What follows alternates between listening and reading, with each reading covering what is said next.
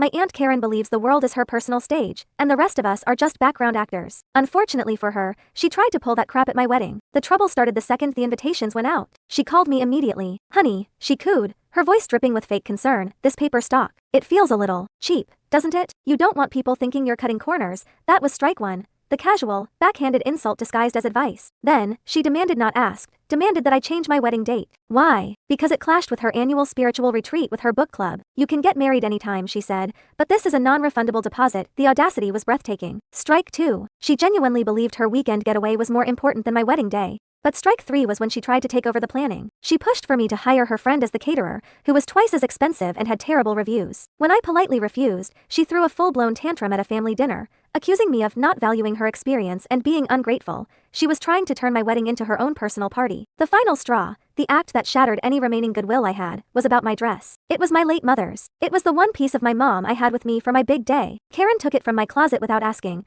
saying she was getting it professionally cleaned as a surprise. She took it to a cheap corner dry cleaner who ruined it, leaving a massive, ugly yellow chemical stain down the front. When I confronted her, sobbing, she just waved her hand dismissively. Oh honey, it was old-fashioned anyway. Now you have an excuse to buy a new, modern one. You're welcome. The tears just stopped. The frantic panic was gone, and in its place was ice. She didn't just ruin a dress. She tried to erase my mom from my wedding day. For that, there would be a reckoning. My plan was simple, and it relied on Karen's biggest weakness, her desperate need to appear wealthy and successful. I knew from my dad that she and my uncle were in deep financial trouble, secretly borrowing money from elderly relatives to keep up appearances. Her arrogance would be her downfall. At the wedding reception, I was in a brand new dress, smiling, looking every bit the happy bride. When it was time for toasts, after my dad and the best man, I walked up and took the microphone. I'd just like to say a few words and make a special toast, I said, my voice sweet as honey. I thanked my guests, my new husband, my family, then I turned my eyes to Karen. I especially want to thank my Aunt Karen for all her input. The room was quiet. She taught me how important it is to keep up appearances. She even gave me the gift of a ruined family heirloom just to make that point.